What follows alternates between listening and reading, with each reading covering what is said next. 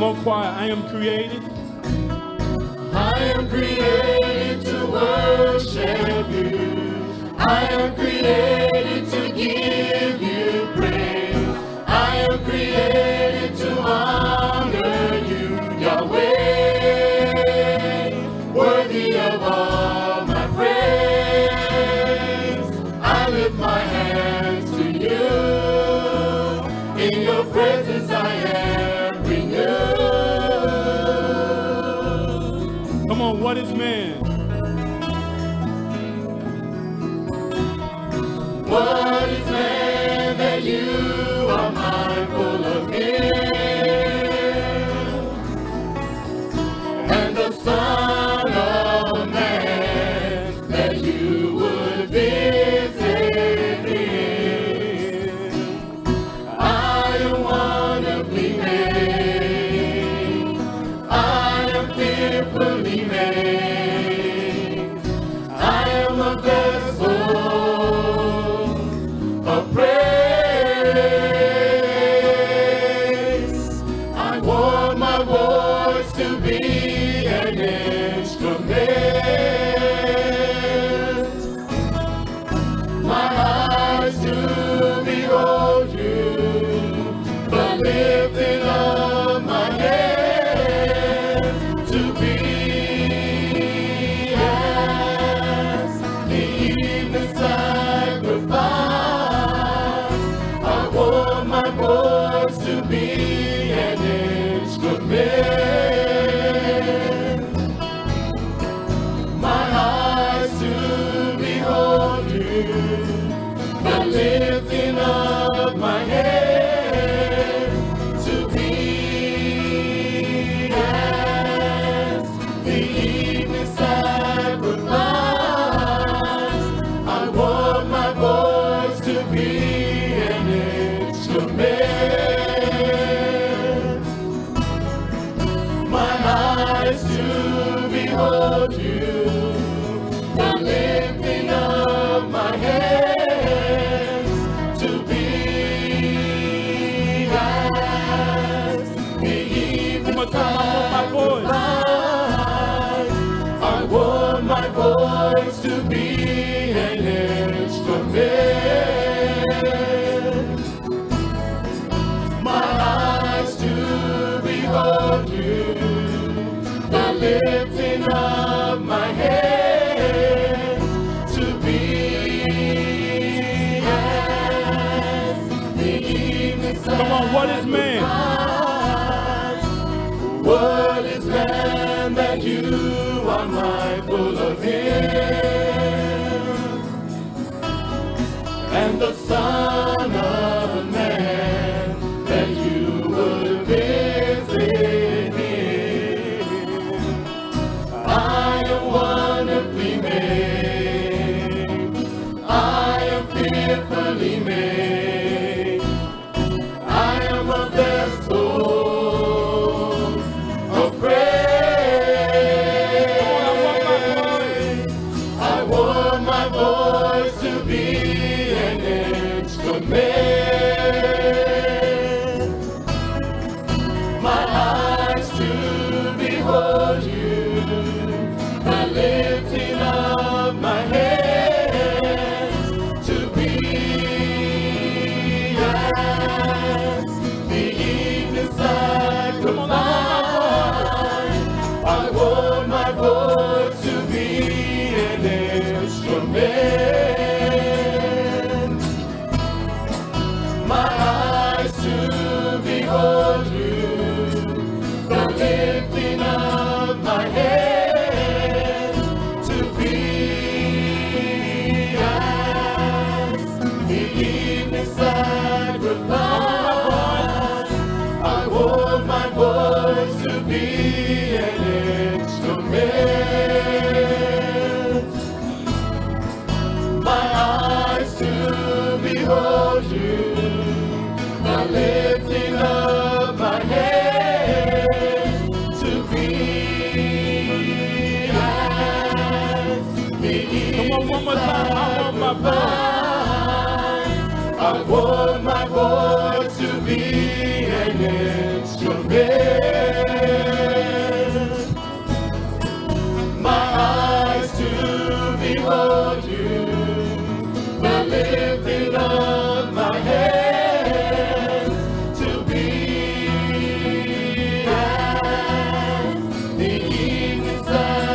Abba Yahweh, that we hold dearly to our lives, Abba Yahweh. That Abba Yahweh, we continue, Abba Yahweh, to profess to be that light, Abba Yahweh, that's set up on the hill, Abba Yahweh, and can't be hid, Abba Yahweh. Because, Abba Yahweh, we know our trust, Abba Yahweh, is in you, Abba Yahweh. We know that you are the one, Abba Yahweh, that keeps us, Abba Yahweh, from day to day, Abba Yahweh, not ourselves, Abba Yahweh. Because, Abba Yahweh, you continue to show us your true Ahava from day to day, Abba Yahweh. And we know without a shadow of doubt, Abba Yahweh, that Abba Yahweh, in the time of trouble, Abba Yahweh, we know one that we can go to, Abba Yahweh, that will truly bring shalom within our lives, Abba Yahweh, that will not let us down, Abba Yahweh. You will take us on, Abba Yahweh, through this battle, Abba Yahweh, that you have encountered us to go through just for a little while, Abba Yahweh. And Abba Yahweh, we will obey your commandments that you have gave us to go. To obey, Abba Yahweh. And Father Yahweh, forever give your precious name the praise, Abba Yahweh, for there's no one like you, Abba Yahweh. Let us stand to our feet, nation. Let us sue. Precious Abba Yahweh, which in the high Shemayim, Kodesh is your MATTITYAHU. Your Makut to come, your will be done. In earth, Abba Yahweh, and in the high Shemayim. Give us this day our daily lesson, and forgive us our debt, Abba Yahweh, as we forgive our debtors. And lead us not into temptation, but deliver us from evil, Abba Yahweh. For yours is the Makut, the power and the honor, Abba Yahweh, forever, Abba Yahweh. So be it, Abba Yahweh. May it be fulfilled in the precious mighty name of Yahshua HaMashiach. You feel the hukmah, the benal, the understanding of your emit, your truth this night, Abba Yahweh. And we shema here, Abba Yahweh. We take heed, Abba Yahweh. They search us this night, Abba Yahweh, uprooting everything else that's not of you, Abba Yahweh. In the precious mighty name of Yahshua HaMashiach, I pray. Hallelujah. Hallelujah. Hallelujah. Hallelujah. Blessed be the Lamb. Hallelujah. YisraYah'ale.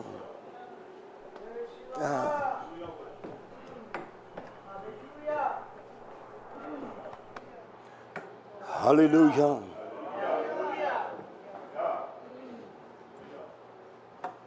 Certainly will BARAK at all times. We want our lips to sustain his praises and honor that is due unto him. We greet you all in the precious name of Yahshua HaMashiach, and for the right, Yah has granted unto us the right to walk in Yahshua HaMashiach, that we're not blinded of the world and by the world. We trust in the principles of Almighty Yah. I want to continue from last week's teaching.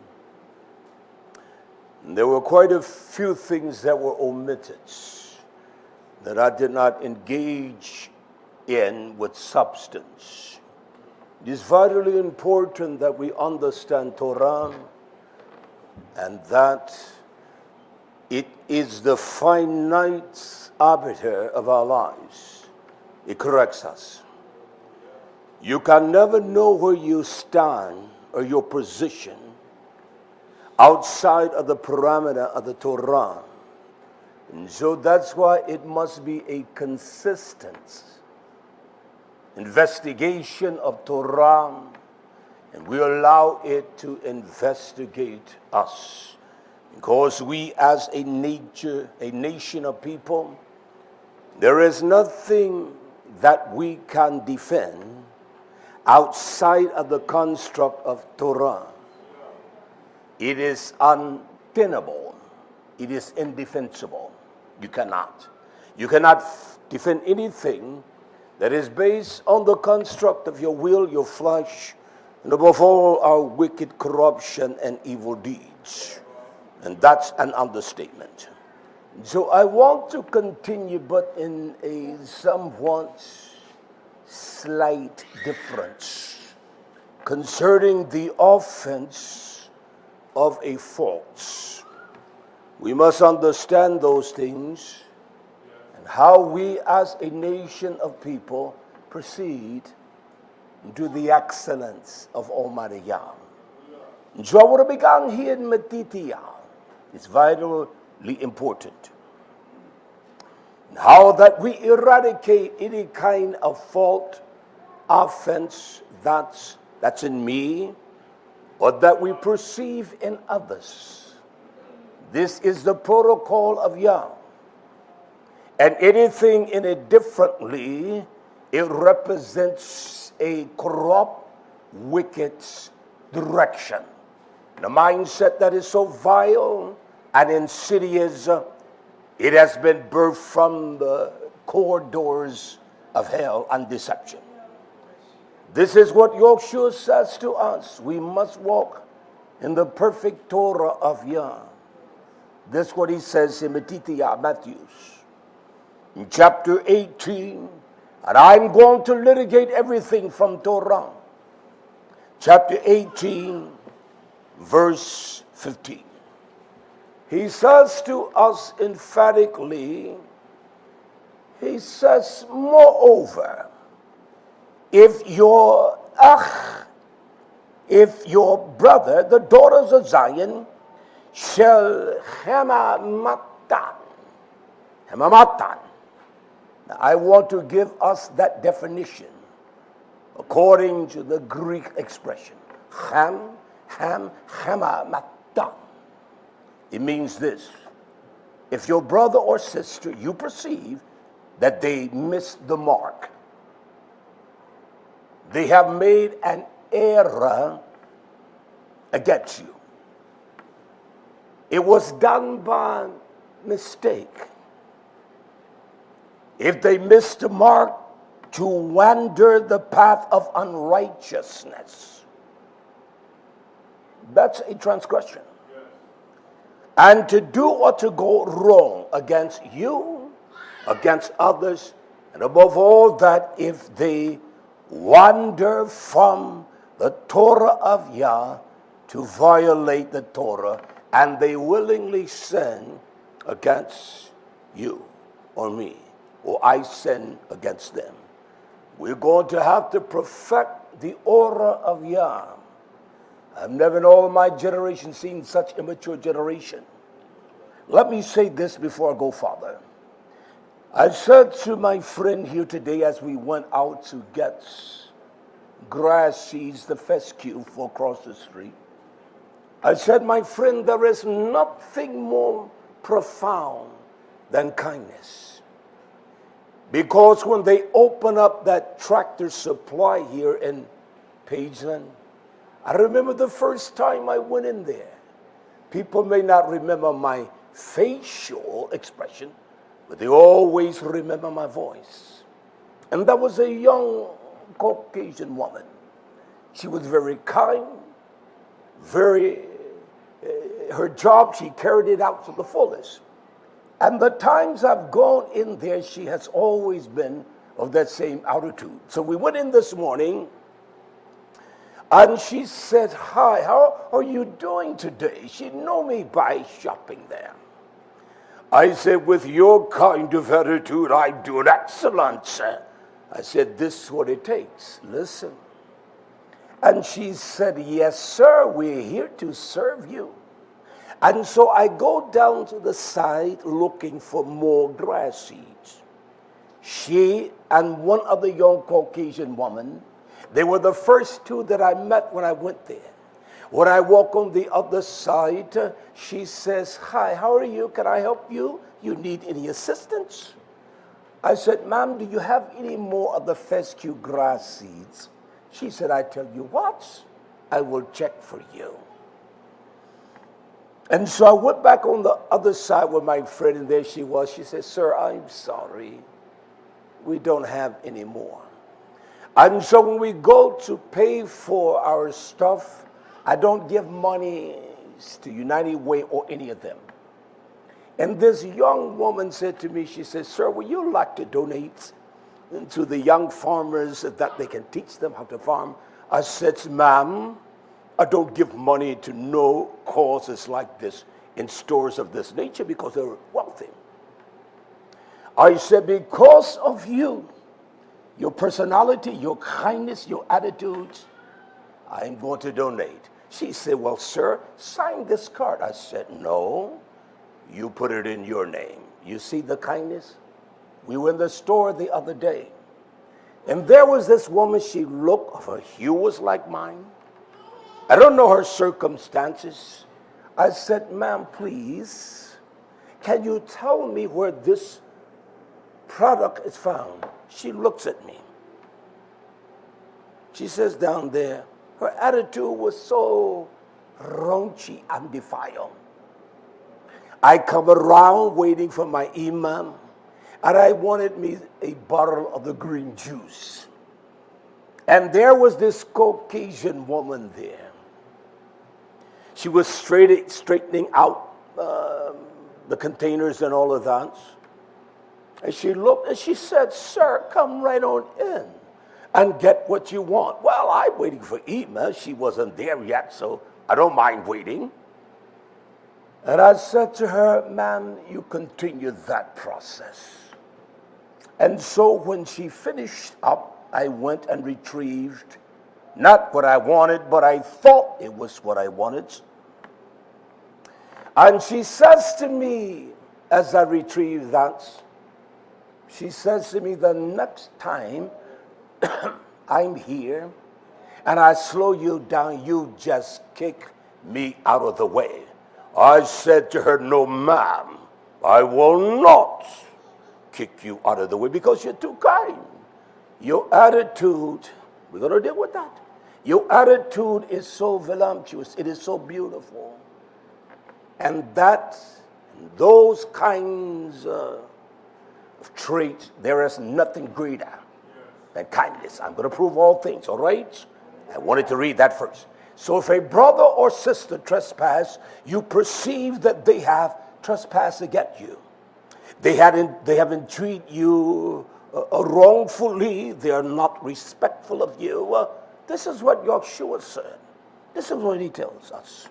He said, if they do that against you, he says this, look what it says. Go, proceed, and tell him or her their inlangful. Tell them their faults. You tell them the ill that they have presented to you and have caused this kind of emotional uprising. He said, you go and tell that one what they are not going to listen. Well, you haven't proceeded to tell them. So you have already made a judgment without knowledge to know, because this is the process of Yah. He said, you go and you tell them his fault. What is the elaying for? It is when someone generally suggests or a shameful thing to you that is of your dislike. The action, their deeds, that you don't like it. But you go tell them. You go tell that one that infringed upon you, that transgressed against you. You go tell that one. This is the mandate of Almighty Yah. He said, you tell them the fault between you and him alone. No one else. You don't inject someone else. You go to that one and say, Yosipia, I don't like that. Did you say that to infringe upon me, to reduce me, and to try to shatter me? You go and tell them alone. You take no one with you. You do not inject anyone else into that matter, just you and that one alone. You go and tell him, you tell her with no one else. But there is more. Hallelujah. He says, if he shall shemach, if he shall hear you, you have gained a brother. If you show them the integrity of you, damn their integrity, you maintain the course of what Yah commands me to do. It's not what he or she, how they respond, but you do what Yah commands us to do. Well, what is that fault? It is something that you or I have perceived that is unattractive. You were not satisfied. It created a dysfunction of emotion. And above all, it will show you that person's weakness, and it will also show you your weakness. That's what it does. That's what a fault does. That's what it does. I want to show you how we are. And I will show you a messenger of Yah, how he spoke. And the wicked doesn't understand their deeds. I'm talking to each of you. I want us to examine this because I'm going back to MATTITYAHU. But let us turn quickly to Shemuth, to Exodus. This is the great unparalleled suffering of the Hebrew YisraYah'alites. Moshe went unto Yah and he began to complain. He complained to Yah because he had that position and he had that disposition that he could approach the Most High. Exodus chapter 5, verse 15. Then the officers of the son of YisraYah'ale, they came and they cried unto Pharaoh, the leader, Pharaoh, the one that was in charge, saying, they asked him, why do you deal? Why are you Ahab? Why are you hostile and with this indifference? You're not kind. Why do you deal with us, Ahab, as enemies? And you treat us that way. And he says, your avadim, your servants, this way. It says that, doesn't it? Why do you treat us this way? He went before Yah. He said, I want to know. And I will go see Pharaoh. Why are you treating the YisraYah'alites this way? So when you go before one, you say, why are you treating me this way? What is the indifference? You go to that one with no one else. Your law. That's the way you resolve anything, because it creates kindness and it creates a love that I will speak on that is unfounded among the people of YisraYah'ale. He said, why are you engaged with us this way? Like with dogs. You treat us this way. He also implies there is no straw given. Notice how he prefaced himself against no straw for your avadim, your servant, those that are committed and faithful, that serves you and all. And they say to us, make bread. And behold, your servants, we are nacha. They beat the hell out of us. They beat us like dogs because they have that authority and power under your jurisdiction to treat us that way. There's a semicolon, isn't it? And then he utters this, but the fault, the chata, the misuse, your injustice that you have perceived, he said, but the fault is your own people. Your people are at fault. It's not my people, but it is your people at fault. And any time we can cipher and understand that someone is at fault, it's best that you investigate your own heart. You must investigate your wickedness. Because if you see something, if I see a brother sinning, I will go straight to him, right up. I don't ponder that. I don't pander with the achim. Brother, you know that wasn't right. Don't talk to him that way. If anyone talks like that, it's me. You don't treat him that way. And there is one thing I've always done. Even when there is nothing to make up, I make up. Come on, brother. I've always done that. So here Moshe says, it is not YisraYah'ale that you find fault with, because we're your servants. It is your people. It is your own twisted mind nation. I will prove all things. If we went by the procedural approach to anything like Yah. And the only way you do that is you must investigate one thing, Torah. I don't have to investigate your sins and your wrongdoings because it reflects on my sins and my wrongdoings. I must investigate Torah. And what it says, because Torah will investigate me and show you my ills. It will show me my disdain for Yah. When we find things so relative offensive to us, come on, it's not the offense. The world doesn't make me sin because they do that. No one makes me act anyway because I know what is invested in me. What a profound statement. It is not my people at fault, but it is your people. I learned something early on in this life. When Evangelist Hartsfield, I said that I did something on my job, and I didn't do it. He said, that doesn't make you righteous. You told a flat-out lie. You didn't do it. And I did lie. Because I produce deception, corruption. He said, you don't do that.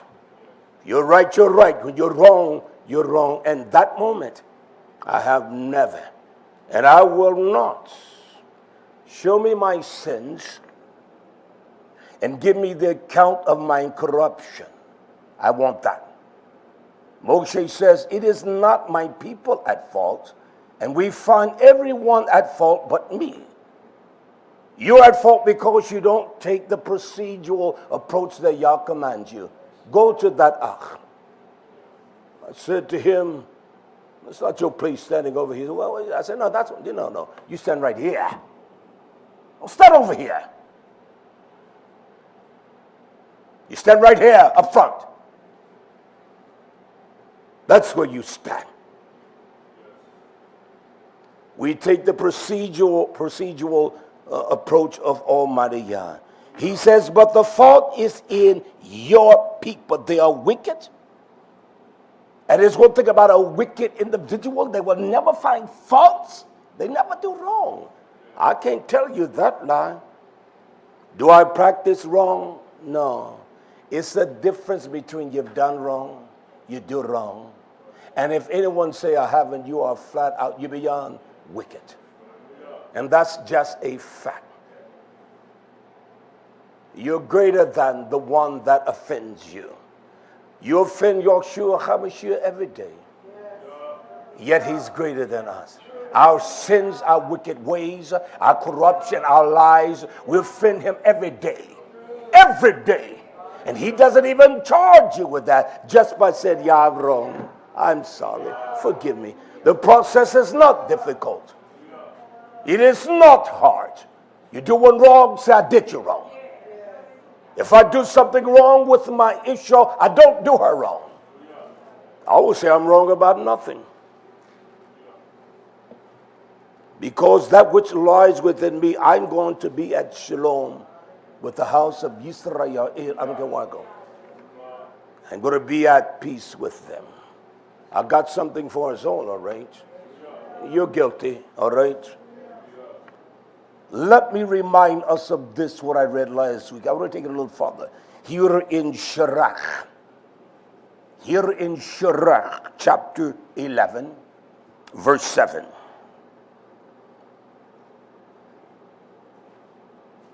When we truly trust in Yah, it develops this kind of personality, this persona. Look at what the teacher says to me today. He says, do not find faults before you bahan. Before you investigate, don't find fault. Before you say the brother did this, you must investigate what? Investigate the situation. I've had all kinds of challenges here. And I didn't have to go out and investigate. I investigated the heart. And when I would speak, the truth would come forth. I made things that were egregious. And when I would speak, and when I would lay it out, when I would preference things, they would always, there's not one that hasn't broke down with me. And when I see folly of stupidity and ignorance, I don't need to see that in him or you that have been with me for a long time. Something is dysfunctional in you. Look what he says here. Do not find fault. Do not find everything so offensive, so dismissive of you. Do not find fault before you investigate. What is investigate? You examine. You scrutinize the Torah. And you scrutinize it from your own liba, from your own mind, from your own heart, and see, do you fit that qualification of Torah? That's every last one of you. Not one of you all can think that I have a greater maturity. You don't have it. That's what forensics does. It starts with the smallest thing. That beyond small and minute. And it builds from that foundation and principle. You never know what even someone is going through. That's why I never intrigue people, especially strangers. They got away. That woman, the black woman that did that to me, I said, y'all, what is, the problem? The white woman looked like she may have been married and a family. And she was there. And you could just see the weight on the young black woman. She was just bogged down. Her life. I don't know if she had a husband or not, neither the other one. But I could sense that. And there is no way, as the gates of hell are real, I would have responded the way she did. And when I left, I said, thank you kindly, ma'am. Because maybe she's not used to being spoken like that too. She's not intrigued like that. So I'm not going to banter her and beat her down. That's how you treat people, period. The people that love dogs more than they love the house of YisraYah'ale. They love themselves, but it is a delusional love. We are one body. Period. When you find fault and everything is contributed to others, something is wrong with you. I don't give a knicker's worth of rats. I ask how you feel about me. The wife just backed the husband. The husband, because of his guilt, he backed her. It's wrong. It's wrong. I don't have no guilt that I have to back my wife and abuse her because of my corruption. That is generally the trend and how it goes. You know you're doing wrong, Dawid. And so I would take it out on her. Don't tell me that's not the forte of people, our attitude. That's what we are.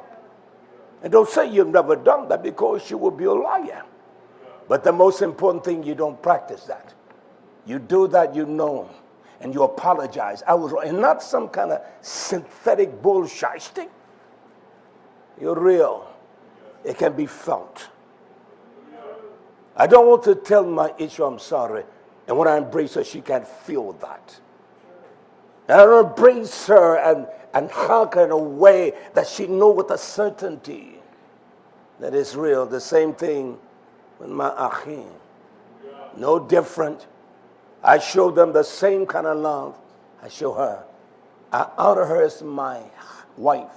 And as the gift Yah gave me, I honor him and him and him and you. Same thing with you. As a gift from Yah.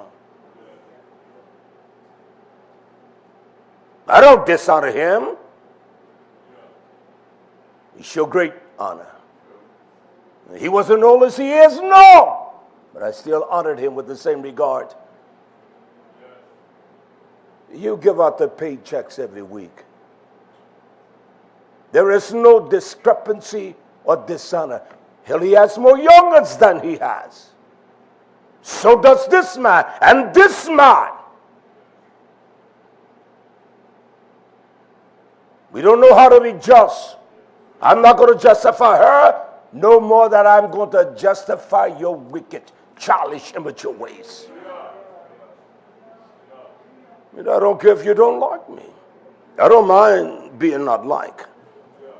Let us, Sirach says, first of all, understand, and you must consider and inspect, and then you rebuke.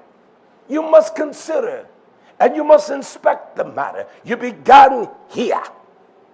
There are people do things because they just got that kind of craziness. They do things to others, and they know it's wrong. They will respond way. They will I fuss. I don't respond to the brothers with a snappy attitude or crazy. Never have.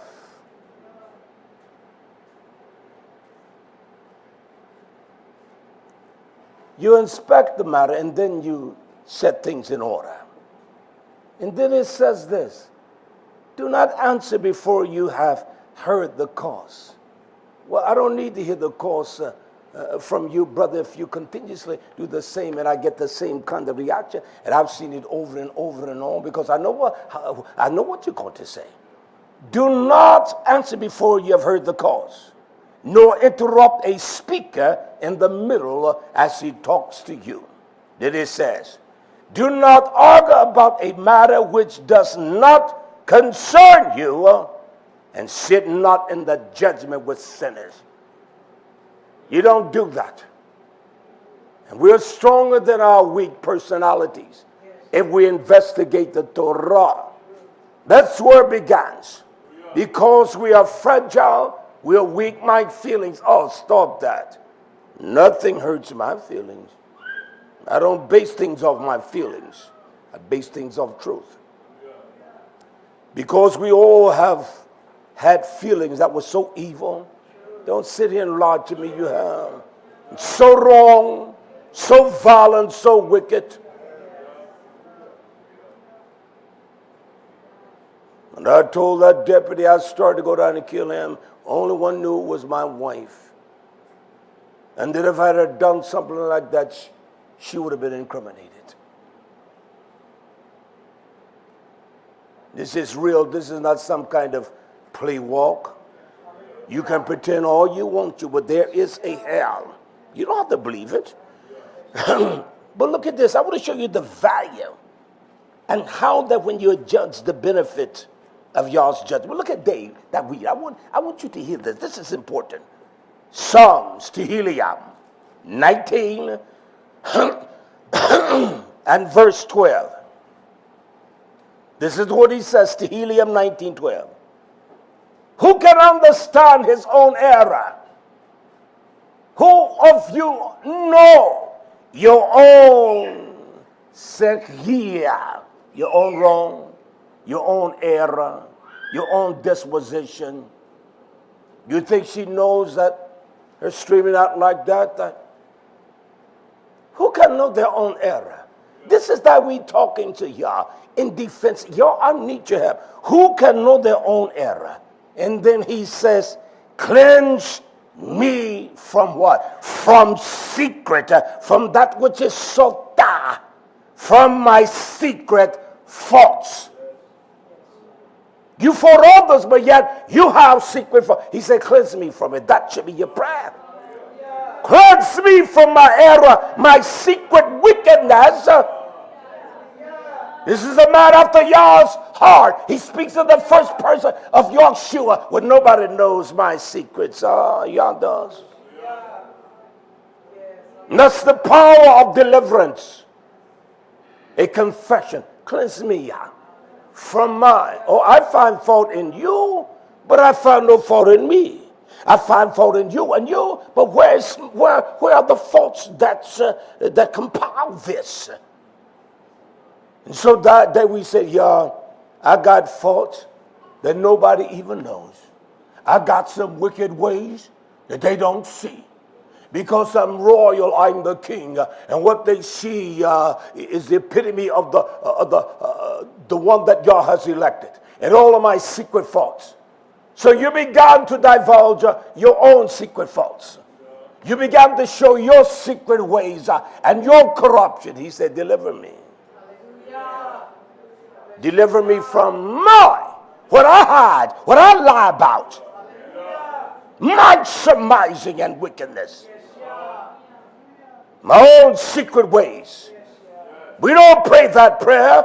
My own secret faults. What I hide. It's almost like a wife hiding things from her husband. We were talking one night and I asked her a question. And she began to, I said, I don't want to hear it. No, don't tell me. I don't want to hear no more of it. I don't want to hear the story. Because stuff like that, it makes me angry. I will get violently angry. But they're dead and gone. And I don't want to hear that to infringe my thoughts about that one. I don't want to hear it. The things I don't want you to tell me. The things about my life I will never tell you. The things I've done I'll never tell a brother. I will never talk about it. That's why I tell people to shut your damn mouth when you come here. You will be revealed. Your ways will be known. There is not one. Period. Period. The what he says, Dawid. He says in verse 13, keep back your servant from being presumptuous. So zeal, you perceive something. And the reason you are presumptuous because you're brazen. You will diss someone when someone else is talking. You don't give a damn. You're brazen, you're bold, and you're arrogant, you're egotistical with your audacity. You don't give a damn. And that's what a presumptuous person is. They stand in their hubris ways. You don't have a damn thing. If you had $1 million, you don't have a damn thing. You're going to die just like a dog. What I've had, you haven't had nothing but bills and pains and struggles in life, no more than anyone else. You tell me Mr. Gates doesn't have struggle? If he didn't, he would have lost his wife. If he did not, he would not have been dissatisfied with her favor when he would see her at night. There's no way in hell I would be dissatisfied with my wife's favor.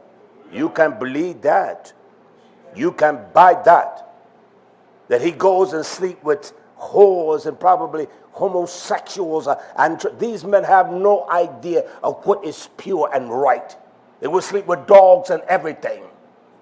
They have their secret conclaves, young girls and all. That's what they do, these devils from hell. They're arrogant. And when you are presumptuous, that's the way you are. When you perceive something because you're so arrogant, I feel as though that you have done something against me. Your body emotion of that. It's crazy, nation. That's why many times I tell people, I want to hear what you got to say. Because I've heard, there's nothing I have not heard over these 40-something years preaching and dealing with people. You can't tell me nothing new. Because I know that it is one thing, there must be an investigation of here. That heart there. We must investigate that, and that's what I'm going to do. I don't give a damn who it is. Your wives, your sons, your husbands. I don't. And that's just a fact. He said, keep your servant back from being presumptuous sin. Let them not have dominion over me. He says this. Look what he says. You keep me from those things that usurp that kind of will over me and authority. He said, then shall I be upright. I will be I will be straight up, I will walk right. He says, then I shall be upright, and I shall be innocent from the great transgression. You walk upright, you're innocent from any kind of accusation, because your light shine, the beauty of your presence illuminates, it inspires. Because there's a profound power of his great love of kindness that exhibits you like nothing else. You think when a parent spank their child is hatred? We as children thought it was. She hit me. She whipped the bottom of me. That doesn't mean that one hates one. The mother knows from experience, and the father. I know what experience will bring and what it will do. When we went out today, we stopped at this house to look at it, up here in the corner, the second one, third one to the end. So one came up, and I inquired, how much is the rent on this house? $650. Damn, that's out here in the country. I said, what? That's what it costs. And that's cheap. You went to Pageland, it would be, that same house would be more than that. A mobile home would rent for that. You understand? You don't have nothing. There's nothing promised to us in this life that he shall take care of us in his process of refining us. And we having food and raiment, clothing for our bodies. I'm very contented, nation. I'm happy among YisraYah'ale. I'm happy to suffer with us. I'm happy to labor. I am happy. I'm happy. I'm not going on the wall to labor in the cesspool of darkness and entrapped by the lust and all of that. Oh, I won't do that. I have no respect of anyone when it comes to this truth. It is one thing that we must do, and it begins at the home. We must correct your own faults. You have to do that. It's not someone else. And that's why you express your faults upon others. Can I show you an example as I just told us? The husband knows that he is wrong. So he expressed those faults. Well, you did that, you do that, and you done that, you did that. You know you're wicked, man. Same thing with the wife. She knows she is absolutely wrong. And so she tells me, well, look at you. Then you did.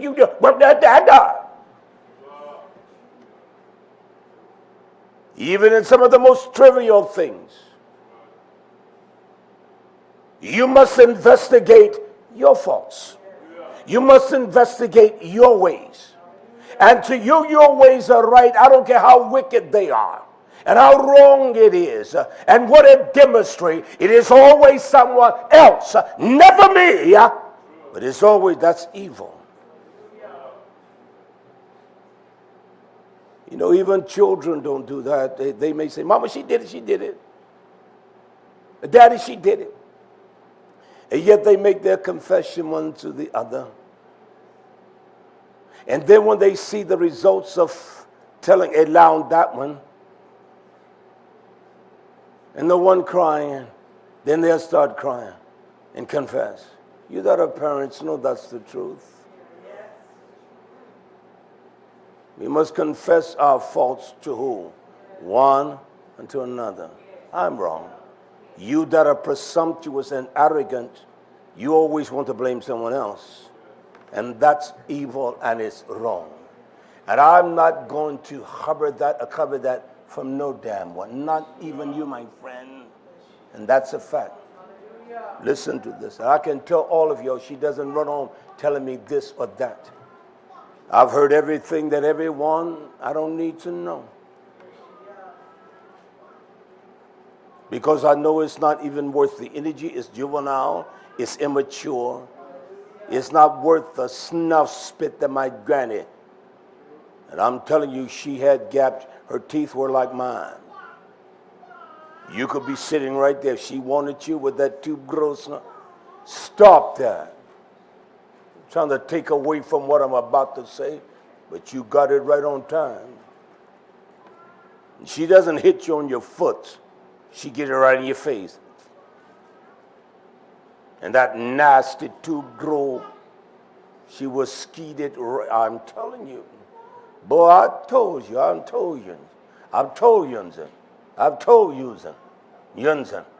And she was skeeted right. You didn't have that agility at that age. And she was skeeted right now. A little flat, that gap in her mouth, she was skeeted right through the V. and she didn't miss. You know that's the truth. They didn't miss.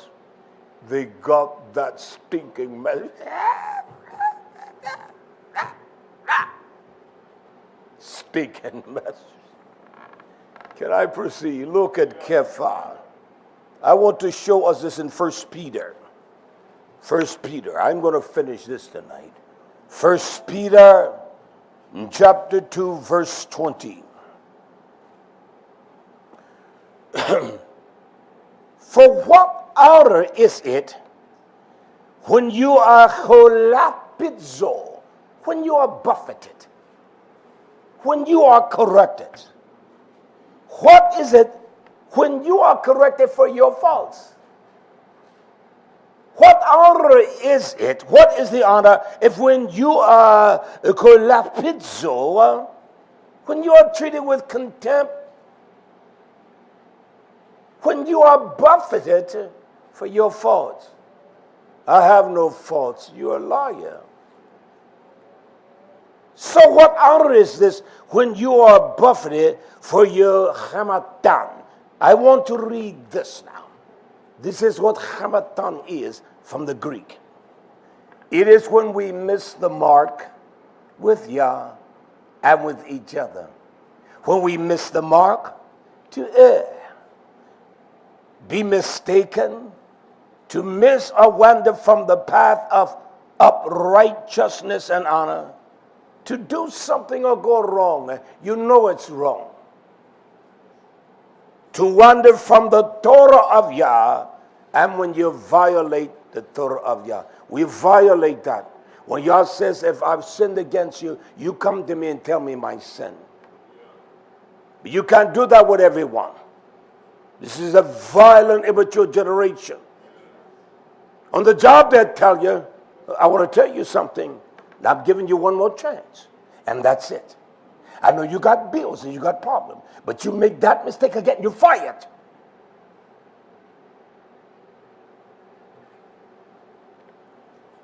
What honor is it? Why should I receive honor when I'm buffeted for my own fault? When I've done things that I know that are wrong?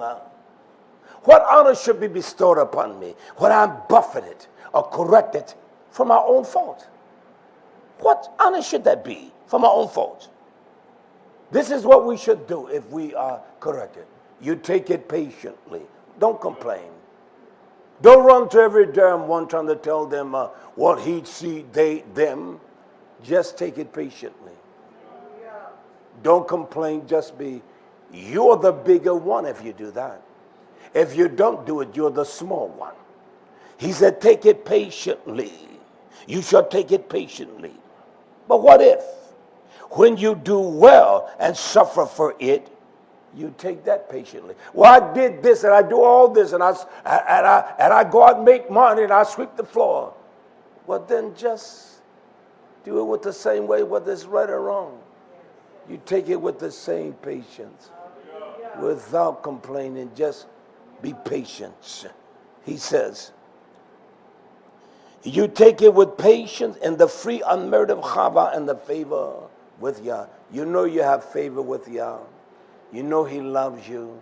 You know he cares for you. So it makes no difference. You take it with the same kind of attitude.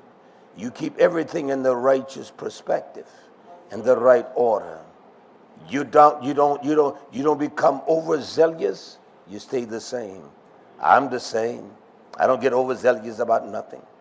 My reactions are not just overwhelmed by things and even the outcome of things. What you do, you know why you got to take it patiently? Because know you not that in your patience rests your salvation, your yashach, your nefesh. You take it patiently.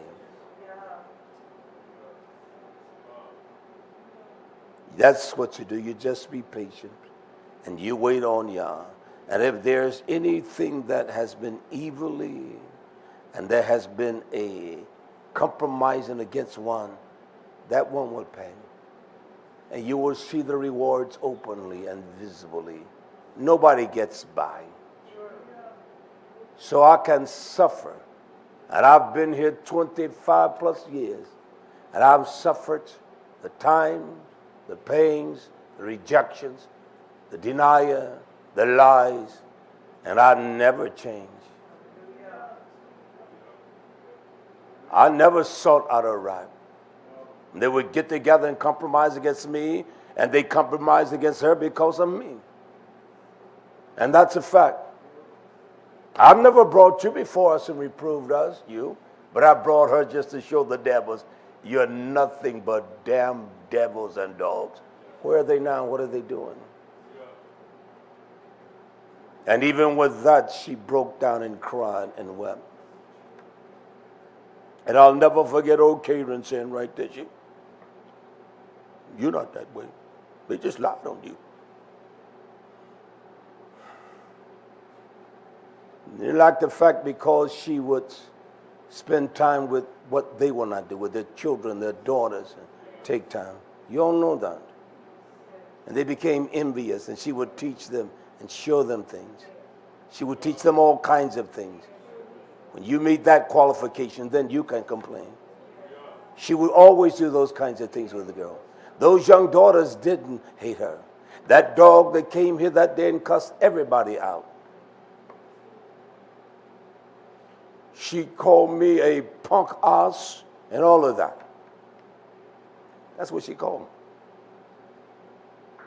And the only one she even gave any kind of beauty of sense was Imrafea. All of them. She even called her something that was just wicked. Her own cousin. Oh, she was always kind to us. Because she was one that would take time in the evenings. She would teach them things. She would gather them. She would bring them over here until the stupid mammies got jealous. And they would go home after the Shabbat and berate her. She had a man that loved her and cared for her. And they knew it. Well, she's crippled. That's all right. She's my crippled girl. How about that? How about that? She's my crippled girl. You hear what I said? She's my crippled girl. That's right. You would love to have a husband that loves you the way I love her and knows how to express that and manifest that. And that's just a fact. You're boasting? No, I'm just telling you my life story and how I can appreciate her. And when people are immature, you haven't even, you haven't even experienced the things she has. She has every right. She's an imam among the nation. She has every right to tell you, and she can help you in your marriage or whatever, your personality. You say what you want to. Let me move on. Let me move quickly here. I want to finish this. It says in 2 Baruch, this is what you must investigate. As I said to us here in Shirach, you consider, do not find fault before you investigate. I want to show you what to investigate. I want to show you how to investigate. 2 Baruch 46:1. It says, and my son and elders of the people said to me, did Yah the Mighty One humiliate us in such an extent that he will take you away from us quickly? Has not Yah humiliated his people? Moved them out of their comfort zone, taken from them those comforts. He will humiliate you. He will humiliate you to show you what you're worth, and show you your value. And yet it's only because of his election we have any worth. Because we're nothing but rotten, smell like a rotten hog. It's nothing about any one of you. You're better than that one. You're stupid. You're sinful and evil, just like anyone else. I don't like teaching these teachings on Keetvay, but I'm teaching this one. He says in verse 2, and shall we truly be in darkness? And there will be no light anymore for the people who are left? And Baruch, 2 Baruch 3, he says profoundly, for where shall we again investigate the Torah? That's what you investigate. You go to the book. It will reveal your heart. It will show you. I'm not looking to find nothing on you. I find it all on me. It will reveal you. It doesn't reveal someone else's secret sins. Dawid says, show me my secret faults. Reveal your secret, evil, sadistic ways. That's what it will do. You investigate the Torah. You investigate that what it says about this attitude, this. You got a concordance, so you ought to have one. Hallelujah. So where shall we again investigate the Torah? Who will distinguish? That's it. We must have those that distinguish between death and life for us. You have to have that nation. Someone must distinguish. When you're not living the life, daughter, that will mess you up. When your ways are not conducive unto Torah investigation, because when you investigate the Torah, it will point to no one but me, myself, and I. It doesn't point to you, it points me to me. I examine every message that I prepare, and it always speaks to me. There is nothing about me that is prestige. There is nothing about me that is worthy. It was only the kindness of his achava. It always investigates me. It reveals me. It opens up who I am. Were you talking like that, talking to me? Well, sure I am, because I'm talking to me. The husbandman must first be the partaker. He must be investigated and examined by the words before he could speak it to anyone. So I'm the partaker. I don't practice wickedness. I don't try to generate that which is diametrically opposed to Torah. I want to live right. I'm too old to be a fool and to live like a stupid jackass. I'm too old. And I'm getting old as long as I live. I'm not getting younger. I said to my Ima, I remember that day we were up at the plantation park there. And I was cooking that whole day. Didn't have nothing but the daughters and few men with me. And she says to me, YHWH, you want to race me? I said, no, Mama, I know you fast, but I know you can't beat me. And so I threw it back on her the other day. I said, now, you still ready for that race? And now, I will cane walk you down. How about that? You ready to race now? All right, I wasn't ready to race then. You're not ready to race now. So we draw at a tie. We draw at a tie. How about that? How about that? How about that? I had to cook that day, Mama, for all those folks, steak and chicken. I had to cook for them. And you too. And that was a wonderful occasion. I enjoyed myself, and we ate well. Hallelujah. I've always enjoyed those occasions. And I did 90% of the cooking. They baked cakes, but the grills, come on. It was just happy for me to see you happy. When we built this oval out here, I would sit there in my office in really tears because it created a fellowship. And those that were excellent on those, if you all did that, you want to lose weight, that would take it all down. You know, when I would watch the daughters like Zakhin, his wife, and your Orthodox wife, they were just tough. I mean, they didn't play. You would think come on, they roll around on them things like, and he was I wasn't even tough as him. And the tears in my heart would just be overfilled with joy. And the children, that's why I was going to do the road from here down to there. I said, no, young. And I met the man down here doing work. He locked me. And I said, tell you what, boss man, we will help you and do the work. And his man, we ran that thing, and he charged us $12,000 for this role. It's because I knew how to save $1. He charged us $2,000 for the basketball court. I knew how to save $1. And I knew how to deal with people. I knew how to enterprise with them and how to talk. Y'all just gave me that kind of favor. I know what a truckload of that blacktop was back then.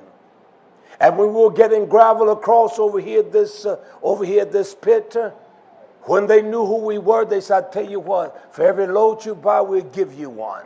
And we will run those old 450s? We'll run them back and forth over the pit. Why? Because I always knew how to put back 99 cents and spend 1 cent. That's what I've always done. But I know how to do it. You gave us favor. And he did. Why do you think we bought all that? We bought machinery to blacktop every road here. And we would have. And then when those just began to betray, and they were not giving money, no way. I want to finish this tonight. Hallelujah. I want to show you one of the most profound investigations in Lucas. We must always investigate, examine. And that's what an investigation is. It is the examination of truth. Here in Lucas 23:13, quickly. And when he had called together the chief Kohen and the rulers of the people, he said to them, look what he says now, why have you brought this man to me? What do you find wrong with this man? The accusations, why have you brought this man to me? As one that is a pastrefo, one that is corrupt, evil, and wicked, that he perverts the people. And behold, he says, I've investigated him.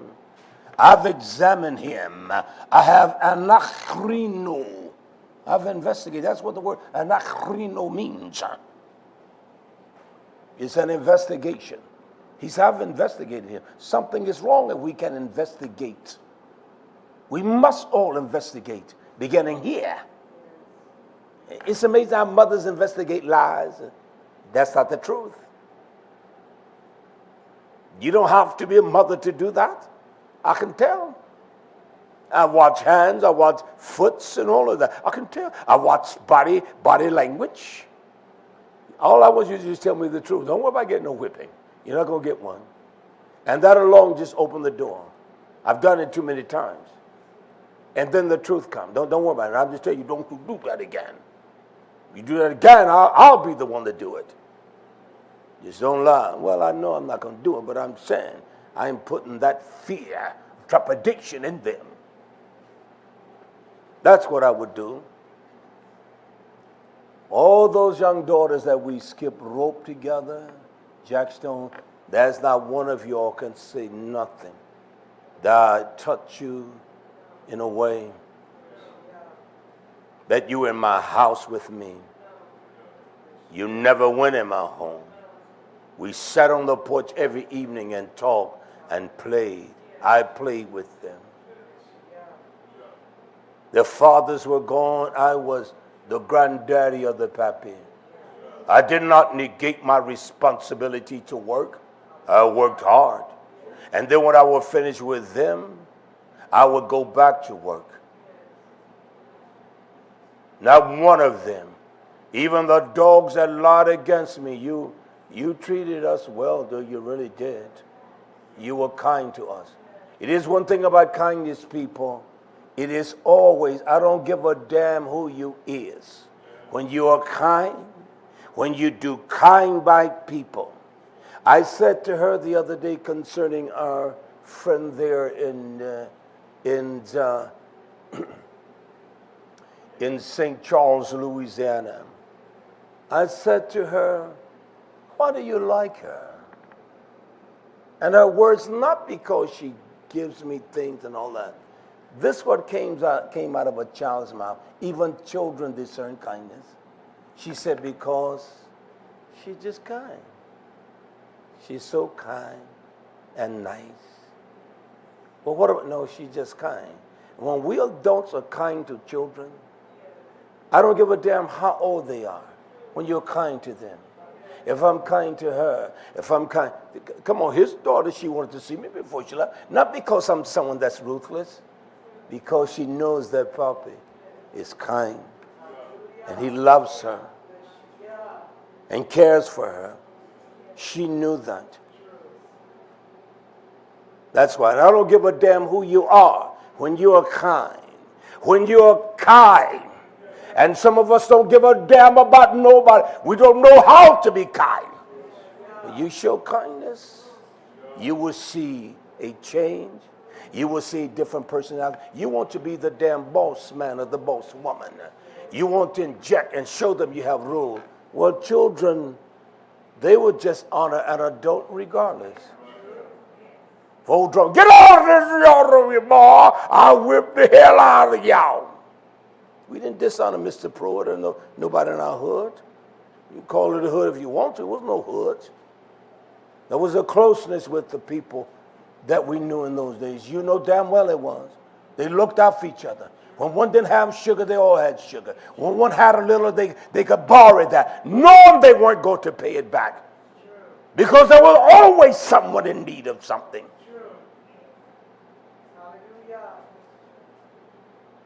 And kindness always rewards.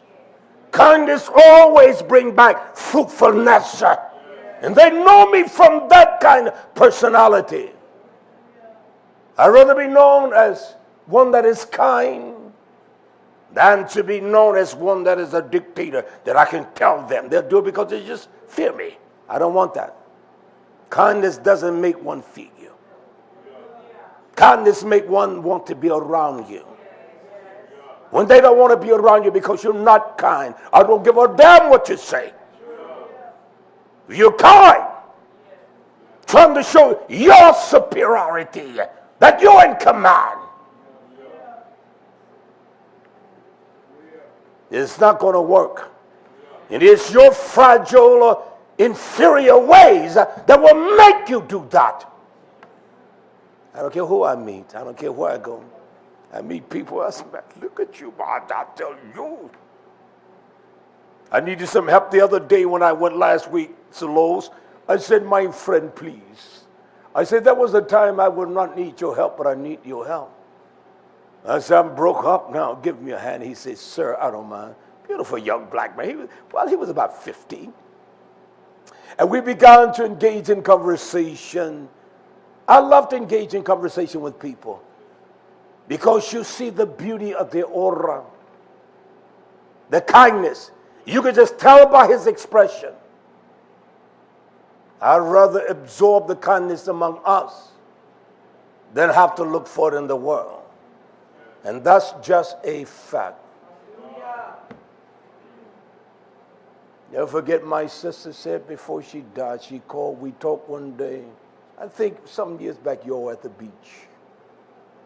The last time we went to the beach. And she says to me, you have always, and there is no one that has been as kind to me as you. And I would tell you, you got to stop your wicked, your damn Jesus. I want to come home and be with the people and go to the revival. I'm not giving you one damn penny. Go to some wicked revival. If she had not have died, I would have sent her the money to come and just sit here with me all day. And we're going to talk. I'll cover you in a blanket and all, in a comfortable chair.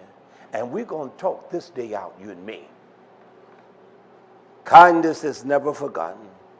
When a man is kind to his wife, just be kind, man.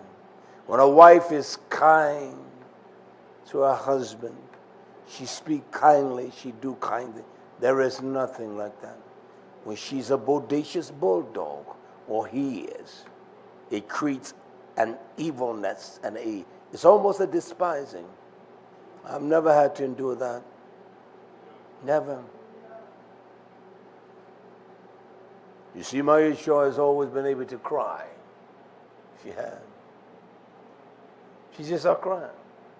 And that alone breaks me. Don't do me like that. Just her tears. And you knew they were sober and beautiful tears. And I like seeing her crying. Just cry some more. Just hug me. Just cry on me. I don't mind. Y'all are silly. I'm an old married man. Something is wrong if I can't talk to us that way. You're sick in your twisted mind.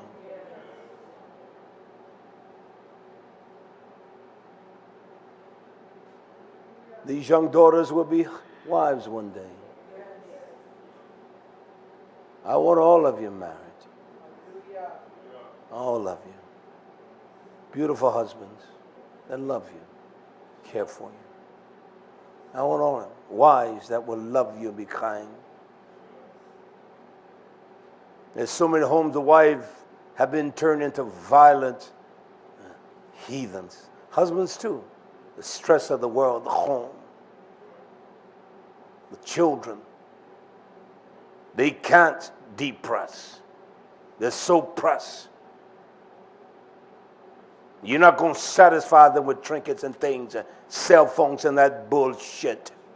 The only one thing is love and kindness and conversation and talking. My mother really never talked to my sister. She did not. And I can say when I would tell her, be quiet. I'm not here to listen to you.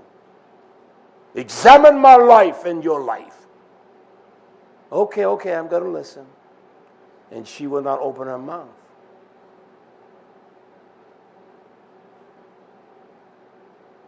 She will not, son.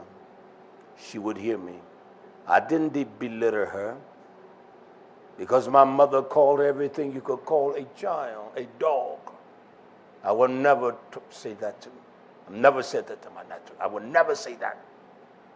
Matter of fact, she was ready to jump on me first. She said, look at that stupid boy. She gave you a gift, and that fool, I didn't know how to accept the gift. I didn't know how to accept the gift from her. And I didn't take it. And my sister, you think if there was a disagreement between she and I that she would take my side? No, sir. She loved herself some Imarafim. She did. And if she had to jump on me for her, she would have. It could have been she never had a sister. She was among 5 boys. But I never have. I would never have called her that.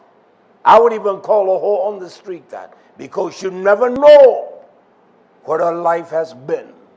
You don't know why she's like that. You don't down and dog her like that. There's those soap proverb, you don't kick a dog when he's down. I didn't beat Dustin when he was down. I beat him when he was on his footsies. Bite my babies like that, I will knock your head off, dog. Oh, I got you. That chain, it was big enough. You're not going anywhere. All them cheek teeth in the way. If he could have got me, he would have hurt me. But he could not.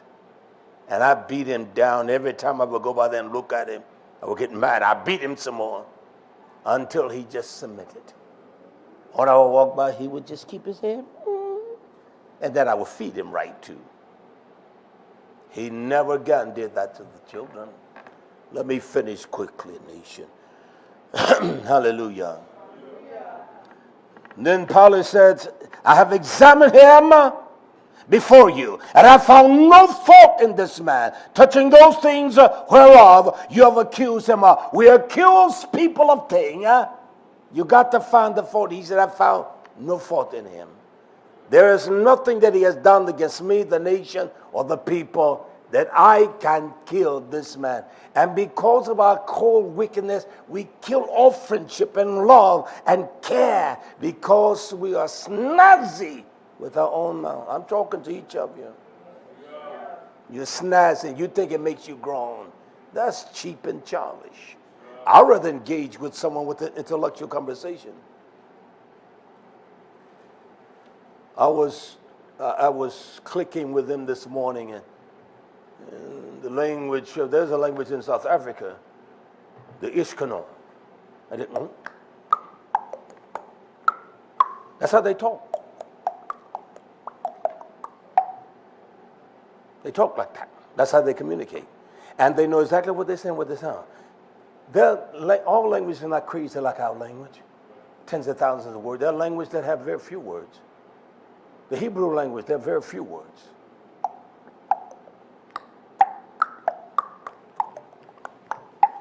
I told her I'd show her. I am. If I could, I would love to teach you geography or something like that. Teach. I love teaching. And there's one thing that children will know: when you love teaching, they will feel that robust energy. You feed off them. You don't have to bring crazy shit to them. You tell them the truth, just simple things. All you want to do is teach them where they want to be taught to learn, to understand things even more better. You teach them to want to learn. And those black teachers I had, they taught us to want to learn. They taught us to want to learn. I'm the only drop shot among many of them I went to school with. The Erics, the Norris. I wasn't as smart as them, but they provoked me to that kind of jealousy and envy that did not change our friendship, that I would go behind them and brutalize them. The Hunts, the Dig brothers, all the Hunt brothers, all three of them, doctors. And so when I see them, and I've seen some in the past, says, oh man, look at you. What do you do? I say, well, I tell you. Well, I work with my hands. I dig in the ground, and I plant food, and I eat, and I work hard every day. I don't have to exude myself to pretend that I'm somebody. I am what I am. But in the physicality of things, I look better than them. Yes, I do. My physical look, the cleanliness of my skin, it doesn't look like them. My teeth, that's so wonderful to see you, my friend. How are you? Oh, it's been so long. I haven't seen anyone in a while, but that's the way I respond to them. I don't try to elevate myself as though I'm someone special. I got money, I'm broke. They're broke too. That's why they're working a job 9 to 5. Believe me. And it's their lifestyles that makes them, that breaks them. So I don't have to. I will not try to present some kind of delusional lie. I'm happy. And that's all that matters to me. I'm happy, happy, happy. Broke and happy. Broke and happy. But I'm happy. I'm very happy. Very happy. Happy marriage. And many of them, let me finish up this. Let me go quickly. Let me do this quickly. Let's turn quickly to back to MATTITYAHU, Matthew's 18:16. I want to finish this quickly. Matthew's chapter 18:16. Concerning those that will not hear, when you go to a brother or sister and you tell them what they have done against you. But if they will not hear you, if one will not hear you, it says, then take with you 1 or 2 more. We get pissed off at that. But that's what Yah says. You talk to one, they will not hear you. You get one or two more. More. Now that's what it says. You see, investigate the Torah. You will know that the Torah tells you that. That at the mouth of 2 or 3 witnesses, see, at the mouth at 2 or 3 mortals, every word may be established. Now, when we investigate Torah, we will know that this is the way that the Torah commands us. Deuteronomy quickly, 17:6. This is what Deuteronomy 17:6 says. At the mouth of two witnesses or three, shall he that is worthy of death be put to death, but by the mouth of one witness he shall not be put to death. He shall not. You don't put him to death with one witness. But that's why you get others. You go to that one, you tell them. And if they will not hear, then you put that one, give them to the gates of hell for the destruction of their flesh. That's what you do. I'm not going to patronize or pander. We're adults, nation. I'm an old man. I'm getting old every hour. I'm not 50. I'm not 35. I don't want to be 35 or 50. I don't want to be 60. I like who I am now. With pains and all, I like and love me. And that's just a fact. That's what it says. Devarim 17:6, and then Devarim 19:15 quickly. This is what, when you bring a false witness against someone, it should be a punishment.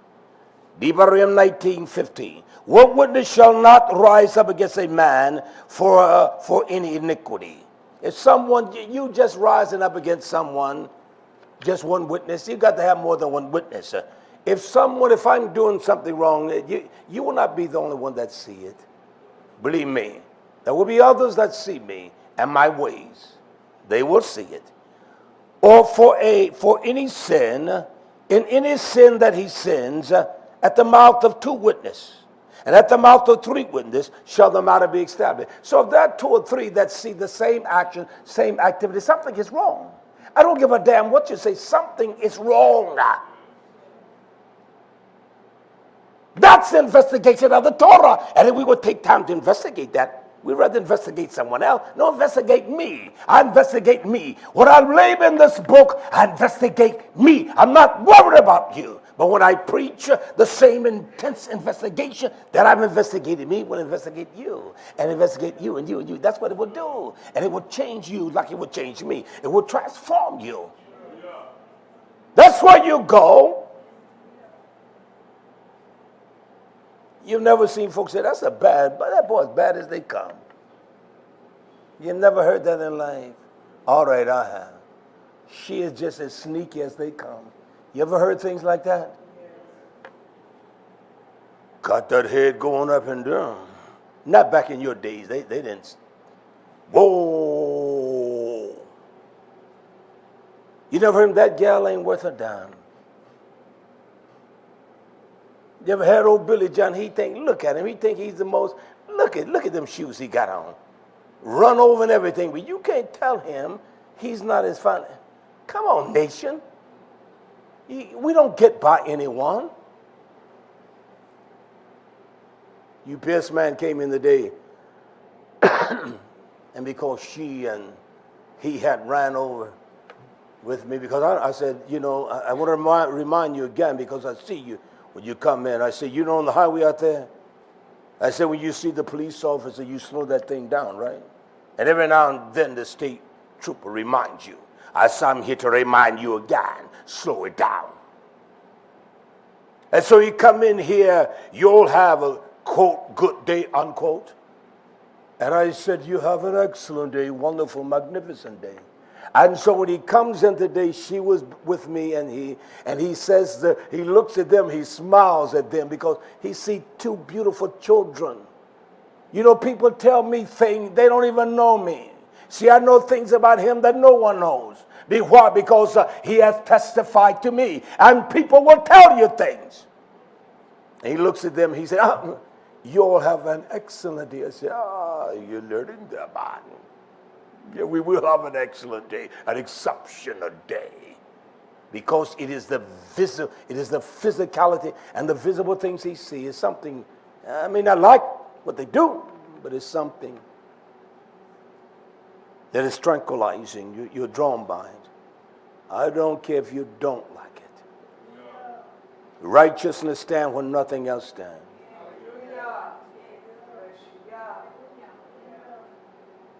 And he spoke directly to them. He looked at me, you'll have an excellent day. I said, all right, man, we will. Thank you so kindly. There's nothing like kindness, people. Learn to be kind. If you don't learn nothing else, just learn to be kind, to be affectionate, and do kindly things for each other. That's what you do, and that's just a fact. Hallelujah. And Torah also tells us in Hebrews 10:28, he that despised Moshe's Torah died without compassion under 2 or 3 witnesses. Hebrews 10:28. Those that despise the Torah of Yah, they died without any kind of care and any kind of compassion at all. This is the kind of conduct we should have toward each other. I want to read this quickly, all right? I may run over a little bit, but we're all right. Matthews 18:21. Matthews 18:21. Hallelujah. This is the kind of friendship we should have toward YisraYah'ale, the daughters of Zion as well. This is what it says in MATTITYAHU 18:21. Then came Kepha to him and said, Rabboni, how often shall my brother sin against me that I forgive him? You tell me a sister or brother sin against you, or you feel as though that is ill treatment. How many times, he said? How many times? How many times shall I forgive him? And Rabbi, how shall my brother sin against me that I shall forgive him? Till 7 times. And these are the words of Yahshua. Yahshua said to him, I say not to you, even 7 times 7, until 70 times 7. How many times is that? It's 490 times. There's no one that's going to do you wrong 490 times in a day. There's no one's going to do you that wrong in a year that many times. I don't give a damn what you say.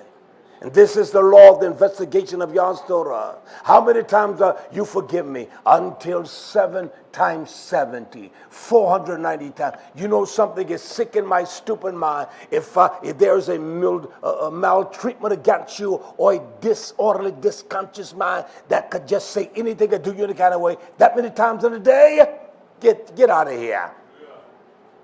That's crazy. My brother infringe upon me, forgive him. Because I know that there is no intent of malice. The only one that have intents of malice is because you perceive it that way. Children don't perceive their mothers love them when they correct them. When they get a little older, they get real crazy. My mother stopped whipping me when that old woman she was putting it on me. Here I am a young man. Not a young man, I'm still in her house. All right, young boy, huh? I was a young boy. She thinks I got only 2 whippings in my life. That's what she throws on me. But I'll never forget that day I was going up the steps in Dawn Village, and my mother was wailing, come on. She was putting that stick on me. I didn't run up the steps. I just walked casually up the steps. When I got to the top of the steps, she says to me, I'll never forget, you too big now. Well, Mama, I'm a man. Young boy man. And she never whipped me again after that. But I didn't talk to my mother any kind of way. Didn't say anything to her. I hate her because she whipped my backside. I would cry. You don't do brothers and sisters that way either. If I did my mother that way, then I do the mothers of YisraYah'ale and my true sisters and daughters the same way too. I intrigue my sisters' wicked children. Look at them today. You intrigue yours when you see them. You do these children the same way. I don't give a damn who they are. You intrigue them too with the same kind of ruach. And that's just a fact. Can I read this in Sirach? Just write it down. Sirach 19:16. I read it last week. I want to read it again. It says, a person may slip without intending it. We say things we don't intend to say. Or you may respond to someone. It's not something that is ill or something that abrasive to do wrong. You may just slip with your tongue. And it wasn't intended to do that. Then he says this is all. Who is he that has not offended Poshach with his tongue? You get offended at the smallest of things. Any of y'all show me whose tongue has not offended someone? Show me! Who in the world that their tongue has not offended someone? Your wife, your children, your husband, your wife. Show me! Don't be hypocrites. And when you offend someone, you know it's wrong. There's a guilt. I know it is with me. It is, you said, Ima Toda. There's a guilty feeling. You feel guilty. And then when you feel that way, just go back and get it right. We're such cowards, we don't know how to. Because we're missing this one thing. Let me read this quickly. You all study this the rest of the week. I want you, there's one thing that we must investigate in Torah. We must examine this. And it is what we call love, achava. I'm going to read this and I tell you, I want you to hear it. I'm going to take my time and read it. I'm going to break down the words and tell you what they mean. And this is what Shaul says. He says, love maruch mi'o. It suffers. That's what pure love does. It suffer with each other. It suffer with brothers and sisters. It suffer the misplaced word from the brothers and sisters. It suffers. It maruch mi'o. It's patient. It's long patience. It endures. That's what love does. It suffers long. It suffers a long time. You suffer long with the akh. You suffer long with the daughter. I don't care how many times you straighten the child out, you still straighten it out, but it suffers long. And this is what love is. I don't give a damn what any of you say. When you have love, and it is kind, that's the first beauty of love, is kind. It has affection. It shows affection. It represents affection. It expresses affection. Love is kind. You don't have no love if you're not kind. And it shows its kindness to anyone and everyone. You know, the man that sold us these tanks, Yavasadak and I was talking about what we want to grow some of the, we want to grow things and make this an oasis of garden. And your young daughters, you're going to work that next year. You don't get your offerings once a month. You're going to work, you're going to pick. And the boys, we go into the real, we go into the garden next year. You're all going to work the oasis up here. And he has those clean 55-gallon drums. And I called him. You see, I'll do things, I know what I'm doing. When he brought those other things, I said, boss man, give me your hand. I said, now when you get home, she's called you 3 times. You take this and you take her. You better take her to dinner. We put a 50 spot in his hand. I knew I had him then. When you're kind to people. So I called him today, and when he knew who it was. Oh, Preacher Man, yes, sir. How you doing, my friend? And we talked for about 10 minutes. Very casual conversation, very beautiful. And I asked him about the barrels. He said, yes, sir. Oh, Preacher, I told you $5. Now go to Facebook and look for those barrels. 55-gallon plastic. Go looking for them. They want as much as $50 for one. I said to him, I want about 100. He said, I can get them. He said, I get you all you want. I said, there wasn't. Maybe we get 200. We can always. He said, you can always use them. Cut them in half and plant and set them up with dirt in there and grow strawberries and all kinds of things. How about that? I could buy those barrels from him and get $20 a barrel. That's what they sell for. That's no doubt about it. But I'm just telling you that because what he remembered was the kindness. He remembered the kindness here. He remembered that.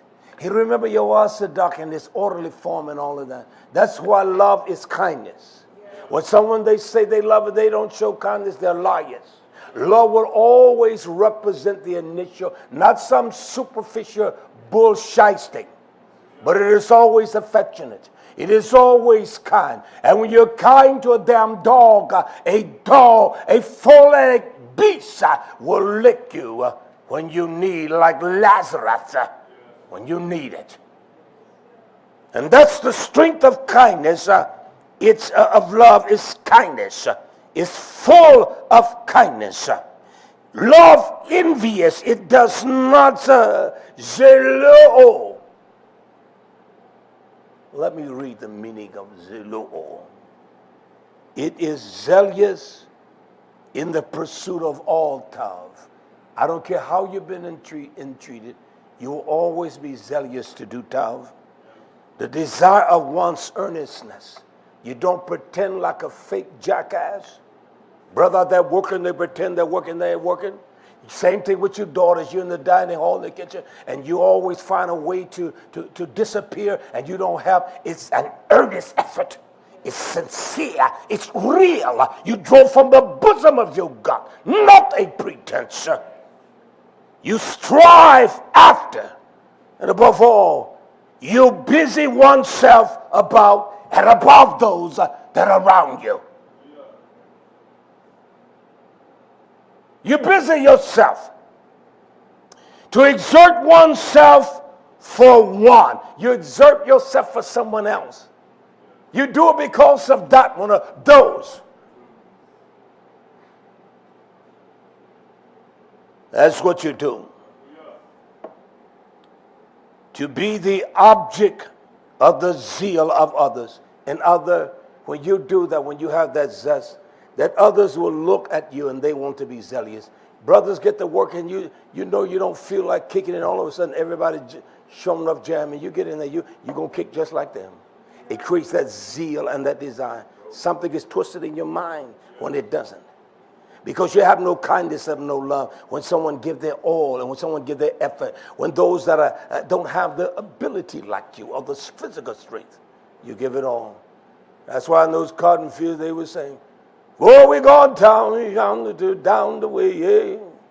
Going down to pick a bale of cotton. Pick that cotton, boy. Pick that cotton, boy. Yeah, pick that cotton." We pick that cotton. Oh, mama, she gets a little rhythm over there. Oh, we're going down to pick that cotton. Pick that cotton, boy. Yeah, pick. Yeah, that's how they did it. Because they knew that each of them was all in the same fix. And we could be miserable as hell because of our jagged, twisted attitude, or we can sing and rejoice and help each other. And that's what we should do. It envies not, and it never vaunts. It doesn't show this self-display in rhetoric and action. And no real substance to it. Pretending. Full of shittle. Pretending they're doing something right, and they're not. It is not facetio. It's not puffed up. It doesn't bear oneself up. It's not puffed up. It does not behave itself ashkemosune. It does not behave itself unseemly. It does not behave itself improperly and do things. It's not harsh, mean, but it's kind. It doesn't take advantage over one that you have the ability to instruct and teach. That's what love is. It's kind. It doesn't just beat them down, and because you have authority, there are parents that do that with their children. There are stepfathers that have done that. There are stepmothers that do that. No, create the kind of affection the child needs. And that's a fact. In the days, man say, "Man, I knew you married my wife, but I got too young of mine. I will come back and dog whip you if they ever tell me you did them wrong." And they would. There are men that have taken on the responsibility of his wife's child and never complained and taught them issue. I respect a man like that. I have regard for a man like that beyond the measures. When a woman does that, just like that old man will walk and see his wife every day at the hospital, she raised his children. When a woman does that to show a child in their nurturing a great favor of love and kindness, there's nothing more beautiful than that. Nothing at all. Period. Love never seeks its own. And above all, it's not baraksuno. It's not easily provoked. It's not stimulated to argue and urge to circumvent and go against the order. That's what love does. It thinks no chikos. It doesn't think evil. It's not a mode of thinking. And everybody gets me and they all don't block me. It doesn't think like that. That's what love doesn't do. It says this: rejoices not in injustice, but rejoices in the truth. That's what love does. It always rejoices in the truth. It doesn't. That's why I tell the parents, don't whip your youngers in my ishon. Take them some other place away. They just don't do that. And they're just in what they're doing. They're just. Well, just don't do it around me. Do it, but make sure I'm not around. Just tell me, go on, man, and I'll leave. And I may try. Don't look at me like that. And this what love does. This is what love and kindness does. It bears. Stigo. It bears what? All things. I want to define stigo because I like the very beauty of it. It hides excuses. There are no excuses. That's what kindness. They don't make excuses. No excuses at all. The error and fault of others. When they see someone do something wrong, they hide it. They don't even point it out to them. Stigo. That is what bearing. They don't point it out. Cover to keep off something which threatens or to bear up against. Hold out against and endure, bears and forbears. They don't just blare it out. That's what kindness will do. I've known many that have been around, they have sinned egregiously, but I've never talked about it. You all have never seen me get up in here and just spew out someone's sin. You never. But I talk to you. You don't get by me.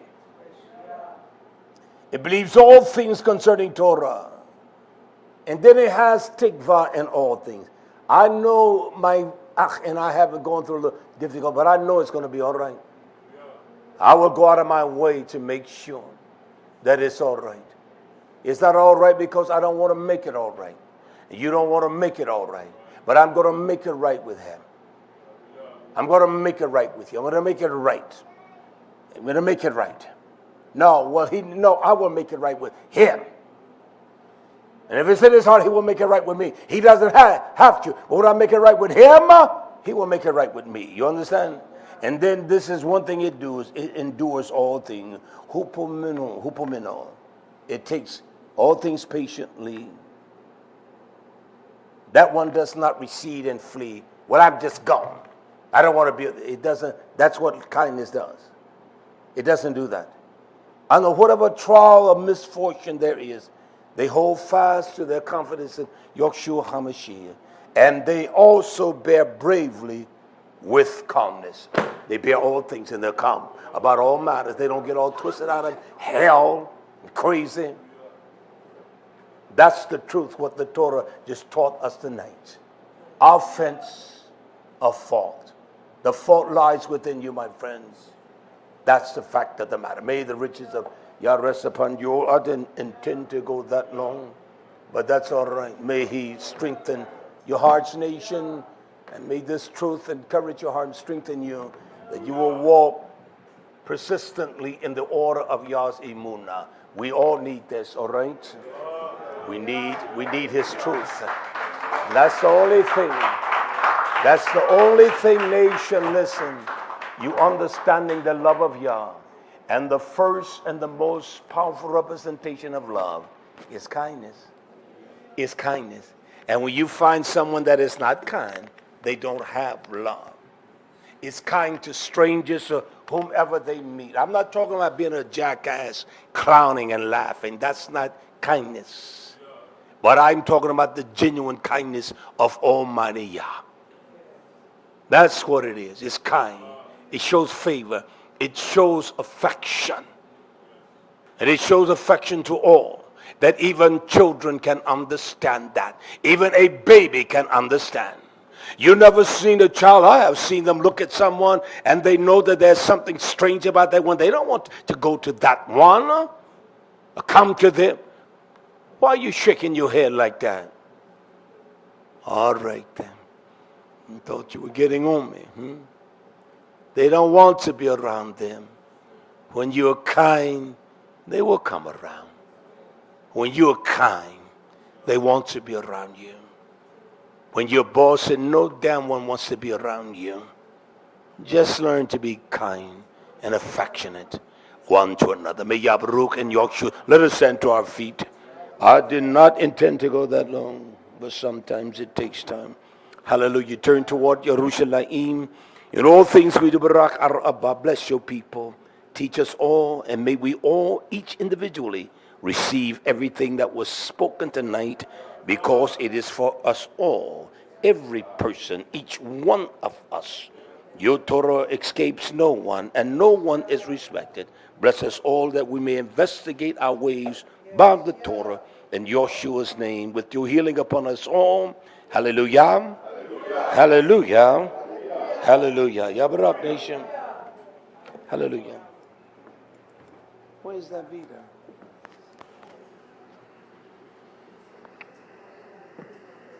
Hallelujah.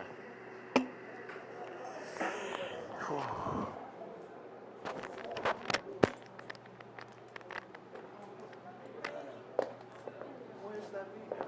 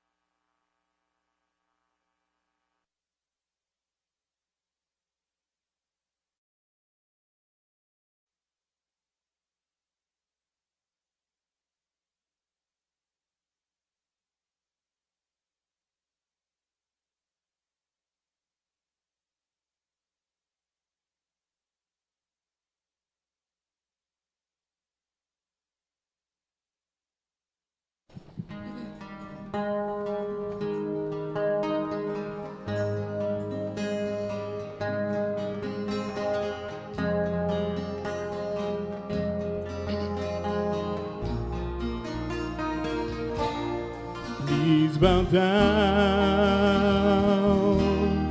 your ears, oh Yahweh, hear me, for I am poor and needy. Be merciful to me. I cry to thee. I cry to thee daily. For unto thee I lift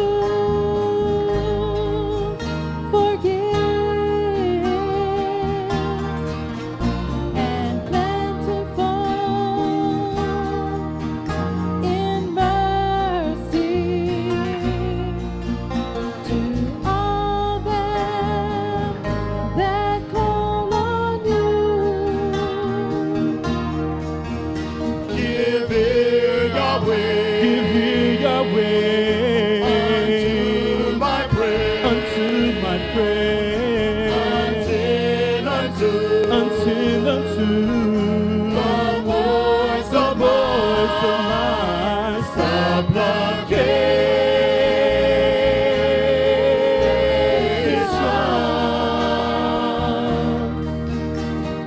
In the day of my trouble, I will call on you, for you will answer me with mercy. Preserve my soul, Yahweh. Save thy servant that trusts in thee.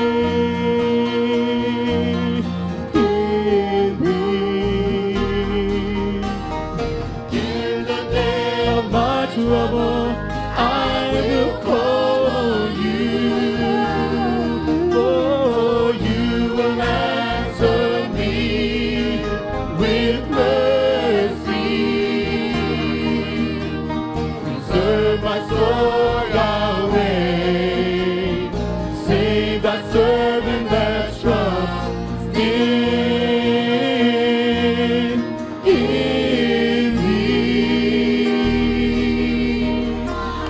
Hallelujah. Hallelujah. Praise Yah.